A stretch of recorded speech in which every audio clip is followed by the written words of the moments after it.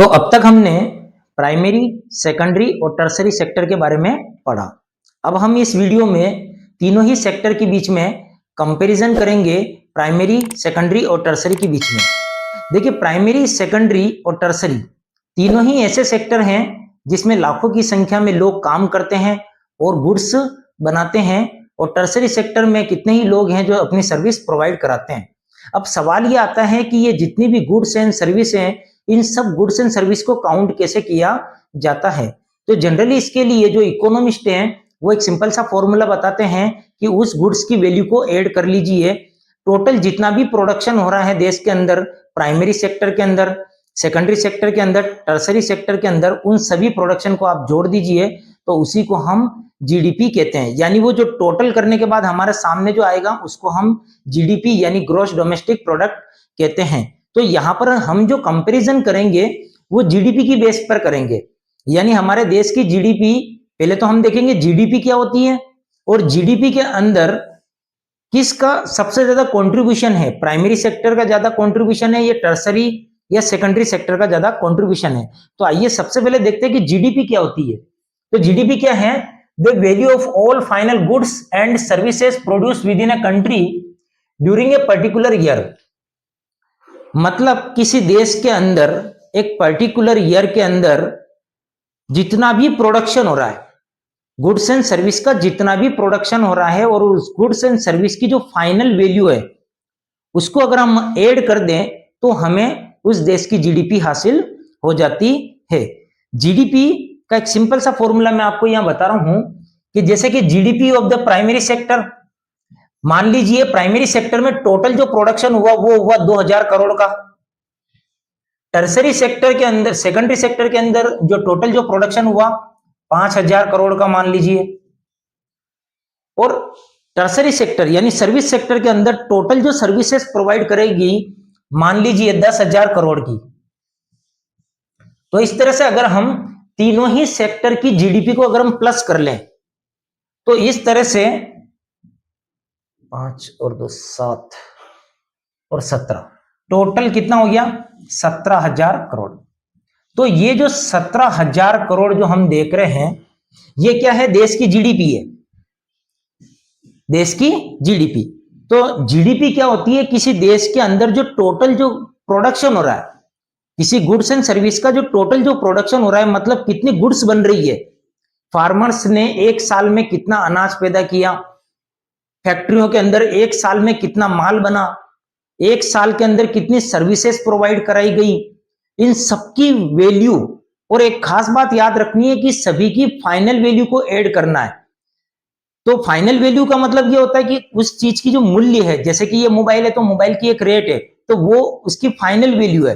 तो जीडीपी को जब भी हम कैलकुलेट करते हैं तो हमें एक प्रिकॉशन ध्यान में रखनी है कि only add the value of final goods and services. हमेशा फाइनल गुड्स एंड सर्विसेज को ही हमें, उनकी जो वैल्यू है उसी को हमें ऐड करना है। फॉर एग्जाम्पल के थ्रू बताता हूं, मान लीजिए जैसे कि एक फार्मर्स है, अब फार्मर ने वीट ग्रो किया और उसको 8 रुपए के हिसाब से एक फ्लोर मिल को बेच दिया, एक आटा चक्की वाले को बेच दिया। अब उसने क्या किया, उसको आटा पीसा और वो जो फ्लोर जो था उसने 10 रुपए किलो के हिसाब से एक बिस्किट कंपनी को दे दिया। अब बिस्किट कंपनी ने क्या किया, उसमें शुगर भी ऐड कर दिया, ऑयल और भी जो छोटे मोटे आइटम थे सब उसमें ऐड करके उन्होंने क्या बना दिया, एक बिस्किट पैकेट रेडी कर दिया और उसको भी फिर सेल किया एक 60 रुपए में मार्केट के अंदर। तो ये जो 60 रुपए देख रहे हो आप, 60 रुपीज, ये क्या है? फाइनल वैल्यू है, ये फाइनल वैल्यू है, फाइनल वैल्यू। क्यों? और हमेशा फाइनल वैल्यू को ही ऐड करते हैं जीडीपी में। क्यों? क्योंकि अगर देखा जाए तो ये जो 8 रुपीज है और ये 10 रुपीज, तो इनकी वैल्यू ऑलरेडी इसमें ऐड है। तो इसीलिए जब भी जीडीपी को जब कैलकुलेट किया जाता है तो हमेशा उस गुड्स और सर्विस की हमेशा फाइनल वैल्यू को ही ऐड किया जाता है। और ये जो चीजें, किसी गुड्स और सर्विसेज को बनाने में जो चीजों का यूज हो रहा है, किसी गुड्स को प्रोड्यूस करने में जो रॉ मटेरियल जो काम में आ रहा है, इनको हम इंटरमीडिएट गुड्स कहते हैं। अब जैसे कि ये बिस्किट का एक पैकेट बना, तो इस बिस्किट को पैकेट के बनाने के लिए व्हीट है, फ्लोर है, शुगर, ऑयल, ये सारे रॉ मटेरियल है। तो ये जितने भी किसी गुड्स को बनाने के लिए जो रॉ मटेरियल का जो यूज किया जाता है, उस रॉ मटेरियल को हम इंटरमीडिएट गुड्स कहते हैं। तो हम इन जीडीपी की बेस पर कंपैरिजन करेंगे कि देश में जीडीपी में सबसे ज्यादा कंट्रीब्यूशन किसका है, प्राइमरी का ज्यादा है, सेकेंडरी का या टर्सरी का ज्यादा है। और एक खास बात यह है कि जिस देश की जीडीपी ज्यादा है यानी वो देश तरक्की कर रहा है, वो देश ग्रोथ कर रहा है, और डेफिनेटली यानी वहां की जो सरकार है वो एक सही दिशा में चल रही है और वो देश सही दिशा में चल रहा है। ये जीडीपी का मीनिंग होता है। हमें जीडीपी से इस चीज का पता चलता है कि वो देश तरक्की कर रहा है। तो हम क्या करेंगे, जीडीपी की बेस पर तीनों ही सेक्टर के बीच में कंपैरिजन करेंगे। अब हम इन तीनों ही सेक्टर के बीच में कंपैरिजन करेंगे। तो अब तक हमने देखा कि जीडीपी क्या होती है, यानी किसी देश के अंदर एक डोमेस्टिक बाउंड्री के अंदर टोटल जो प्रोडक्शन हो रहा है गुड्स एंड सर्विसेज का, उनकी जो फाइनल वैल्यू होती है वो देश की जीडीपी होती है। यानी प्राइमरी, सेकेंडरी और टर्सरी सेक्टर में जितना भी प्रोडक्शन हो रहा है उन सब की वैल्यू को अगर हम ऐड कर लेते हैं तो उससे हमें देश की जीडीपी मिल जाती है। तो अब हम प्राइमरी, सेकेंडरी और टर्सरी सेक्टर के बीच में कंपैरिजन करेंगे और देखेंगे कि हमारे देश की जो जीडीपी है तो उसमें सबसे ज्यादा कंट्रीब्यूशन किसका है। ओके, तो सबसे पहले देखते हैं, जैसे कि यहां पर आप एक ग्राफ देख रहे हैं, तो यहां पर मैंने एक डाटा लिया है 1973, 74 और 2013-14 का। तो इस ग्राफ को देखने से एक चीज क्लियर है कि 1973 और 74 के अंदर अगर देखा जाए तो देश की जीडीपी जो है तो उसमें सबसे ज्यादा यानी सबसे बड़ा जो लार्जेस्ट प्रोड्यूसिंग सेक्टर जो रहा है वो प्राइमरी सेक्टर रहा है, जैसे कि आपको दिखाई दे रहा है। यानी 1973-74 में अगर देखें तो ये देश की जो जीडीपी है टोटल, उसमें सबसे ज्यादा अगर कोई सबसे बड़ा प्रोड्यूसिंग सेक्टर रहा है तो वो था प्राइमरी। लेकिन अगर हम 2013 और 14 के अंदर देखें तो सबसे बड़ा आपको एक और सेक्टर दिखाई दे रहा है, यानी जो लार्जेस्ट प्रोड्यूसिंग सेक्टर रहा 2013 और 14 के अंदर वो रहा है टर्सरी सेक्टर। यानी हालांकि तीनों ही सेक्टर में ग्रोथ तो हुई है, बदलाव आया है, लेकिन सबसे ज्यादा जो बदलाव आया है यानी इन 40 सालों के अंदर अगर हम देखें तो सबसे ज्यादा हमारे देश की जीडीपी के अंदर देखा जाए, यानी सबसे ज्यादा 40 सालों में जो प्रोडक्शन सबसे ज्यादा बड़ा है वो बड़ा है टर्सरी सेक्टर के अंदर। यानी highest growth in 40 years tertiary sector, यानी 40 सालों के अंदर सबसे ज्यादा ग्रोथ टर्सरी सेक्टर के अंदर देखने को मिली। तो आखिर क्या वजह है कि 1973 के अंदर देखा जाए तो लार्जेस्ट प्रोड्यूसिंग सेक्टर था प्राइमरी। 2013-14 की अगर बात की जाए तो लार्जेस्ट प्रोड्यूसिंग सेक्टर बन गया टर्सरी सेक्टर यानी सर्विस सेक्टर। यानी 40 सालों के अंदर देखा जाए तो एक सेक्टर ने सबसे ज्यादा ग्रोथ की है, वो है टर्सरी सेक्टर, जिसे हम सर्विस सेक्टर भी कहते हैं। तो आइए इसके पीछे वजह क्या रही, तो इसकी सबसे बड़ी जो वजह रही है वो है बेसिक सर्विसेज। देखिए बेसिक सर्विसेज क्या है, कोई भी कंट्री है कुछ सर्विसेज की रिक्वायरमेंट होती है। फॉर एग्जांपल जैसे कि स्कूल्स हो गए, कॉलेज हो गया, पोस्ट ऑफिस हो गया, हॉस्पिटल्स हो गए, police station, court, bank, defence, transport, municipal corporation are required. मतलब किसी भी देश के लिए ये वो बेसिक सर्विसेज होती है, यानी उस देश की हम कल्पना भी नहीं कर सकते कि जहां पर हॉस्पिटल्स ना हो, एजुकेशन के लिए स्कूल्स ना हो, ट्रांसपोर्ट ना हो, पोस्ट ऑफिस ना हो, पुलिस ना हो, सेना ना हो, ऐसा कोई देश नहीं हो सकता। और सबसे खास बात है ये बेसिक सर्विसेज होती है और एक सरकार की जिम्मेदारी होती है कि वो इन सर्विसेज को प्रोवाइड कराए। अब जब सरकार इन सर्विसेज को प्रोवाइड करा रही है तो यानी प्रोडक्शन ज्यादा हो रहा है, यानी सर्विस ज्यादा प्रोड्यूस हो रही है। तो इस वजह से बीते हुए 40 सालों के अंदर अगर हम देखें तो इस सेक्टर में ज्यादा ग्रोथ हुई है, क्योंकि ये बेसिक सर्विसेज है। किसी भी देश में इन चीजों का बढ़ना स्वाभाविक है। तो ये बेसिक सर्विस है। तो दूसरी एक और वजह क्या है, development of agriculture and industry. देखिए हमने पहले भी स्टार्टिंग में एक चीज पढ़ी थी कि तीनों ही जो सेक्टर हैं वो एक दूसरे पर डिपेंड करते हैं। यानी अगर एक की ग्रोथ होगी तो दूसरे की भी ग्रोथ होगी, और दूसरे की ग्रोथ होगी तो तीसरे की भी ग्रोथ होगी। तो हमारे देश में क्या हुआ, एग्रीकल्चरल और इंडस्ट्रियल सेक्टर दोनों में ग्रोथ हुई। अब जब दोनों में ग्रोथ हुई तो टर्सरी सेक्टर यानी सर्विस की और डिमांड बढ़ी। फॉर एग्जांपल जैसे कि ट्रांसपोर्ट की डिमांड बढ़ी, ट्रेड है, स्टोरेज है, बैंकिंग है, तो इनकी डिमांड बढ़ी। अब ये सारी सर्विसेज है, तो अपने आप सर्विस सेक्टर का क्या हो गया, डेवलपमेंट हो गया, एक तरह से सर्विस सेक्टर में ग्रोथ हो गई। यानी एग्रीकल्चर और सेकेंडरी सेक्टर में ग्रोथ होने की वजह से टर्सरी सेक्टर की अपने आप ग्रोथ हो गई। तीसरी एक और वजह है income level rise. Income level rise का मतलब होता है कि इनकम का बढ़ना। देखिए, as a income level rise people start demanding many more services like outing, eating out, tourism, shopping, private hospital, private school, etc. देखिए, जब व्यक्ति की इनकम बढ़ती है, उसका एक इनकम का लेवल जब बढ़ता है तो लोग डिमांड करते हैं, तरह तरह की सर्विसेज की डिमांड करते हैं। आज से अगर 40 साल पहले देखें तो अपने देश में लोगों की जो इनकम लेवल जो था इतना हाई नहीं था, लेकिन आज लोगों का इनकम लेवल काफी बढ़ चुका है। अब जब इनकम लेवल बढ़ा है तो लोग फिर डिमांड करते हैं, अलग अलग तरह की सर्विसेज की डिमांड करते हैं। चलो आज बाहर घूमने चलते हैं, टूरिज्म पर चलते हैं, बाहर खाना पसंद करते हैं, प्राइवेट हॉस्पिटल में इलाज करवाना, मतलब अलग अलग तरह की जितनी भी प्राइवेट हॉस्पिटल्स हो गए, प्राइवेट स्कूल्स हो गए, तो इन चीजों की सर्विसेज की वो डिमांड करते हैं। तो जनरली जैसे जैसे इनकम बढ़ती है तो सर्विस की डिमांड बढ़ती है, तो टर्सरी सेक्टर अपने आप ग्रोथ कर जाता है। चौथी और लास्ट एक और वजह है growth of information and communication technology. देखिए, बीते हुए अगर 20-30 सालों के अंदर अगर हम देखें तो कंप्यूटर है, इंटरनेट है, मोबाइल फोन है, टेलीफोन है, ये हमारी लाइफ का एक एसेंशियल पार्ट बन चुके हैं। मतलब आज के टाइम में अगर देखा जाए तो सबसे ज्यादा जो प्रोडक्शन हो रहा है वो बहुत तेज गति से इसी सेक्टर में हो रहा है, क्योंकि आज इंफॉर्मेशन और टेक्नोलॉजी बहुत तेज गति से देश में बढ़ रही है। तो ये भी क्या है, एक टर्सरी सेक्टर है, सर्विस सेक्टर है। तो इस चारों ही रीजन की वजह से क्या हुआ, टर्सरी सेक्टर अपने आप बढ़ गया। तो इस तरह से देखा जाए तो ये 4 ऐसे रीजन है जिसकी वजह से देश में टर्सरी सेक्टर में बीते हुए 40 सालों के अंदर काफी ग्रोथ देखने को मिली।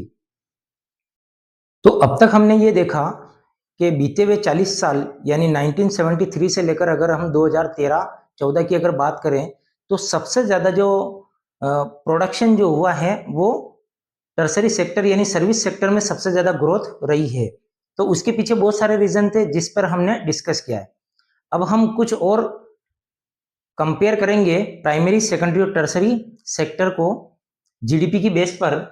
तो जैसा कि 2 ग्राफ यहां पर दिखाई दे रहे हैं, फर्स्ट ग्राफ जो है share of sector in GDP percentage की बेस पर, मतलब हमारे देश की जो जीडीपी है उसमें किसका कितना कितना कंट्रीब्यूशन है इस बेस पर। और दूसरा जो है share of sector in employment, कि कौन सा सेक्टर है जो ज्यादा एम्प्लॉयमेंट प्रोवाइड कराता है। देखिए, जैसा कि साफ दिखाई दे रहा है कि तीनों ही सेक्टर में काफी बदलाव आया है 40 सालों में। जहां पर पहले प्राइमरी सेक्टर 40% था वो 12% आज हो चुका है। वहीं अगर 12% सेकेंडरी सेक्टर था 22% हो गया। जहां पर टर्सरी सेक्टर पहले 73 के अंदर 48% था, अब 66% हो गया। वहीं अगर हम रोजगार की बात करें, एम्प्लॉयमेंट की बात करें, तो एम्प्लॉयमेंट में भी काफी चेंजेस हुए हैं।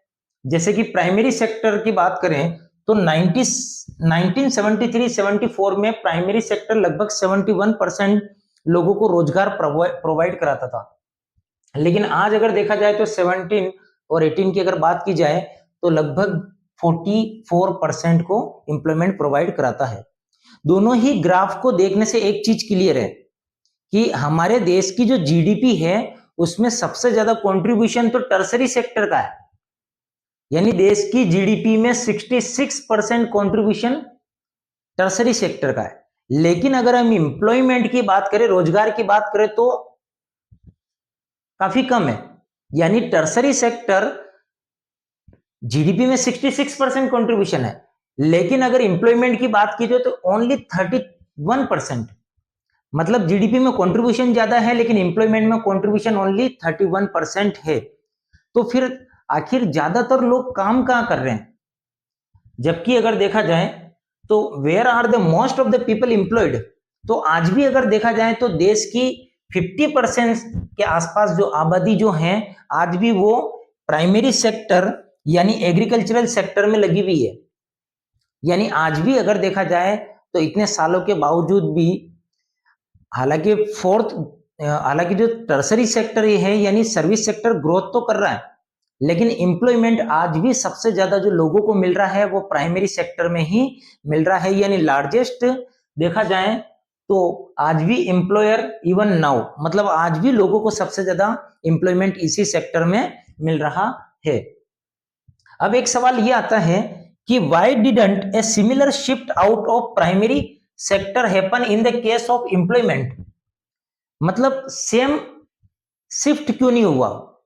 मतलब जैसा कि अगर एम्प्लॉयमेंट की बात करें कि आज भी देखा जाए तो 44%, यानी लोग तो ज्यादा हैं लेकिन एम्प्लॉयमेंट कम है, तो इतना एक सेम यानी similar shift out of primary sector happen in the case of employment. Employment में ऐसा क्यों नहीं हुआ कि लोगों को ज्यादा रोजगार मिले, ज्यादा लोगों को रोजगार क्यों नहीं मिला। इसकी एक वजह यह थी कि not enough job were created in the secondary and tertiary sector. देखिए सेकेंडरी और टर्सरी सेक्टर में ज्यादा जॉब क्रिएट नहीं हो पाई।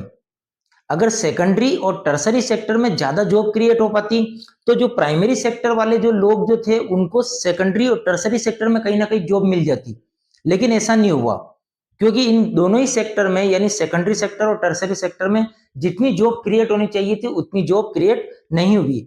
हालांकि ग्रोथ तो हुई है लेकिन जितनी होनी चाहिए उतनी नहीं हो पाई है।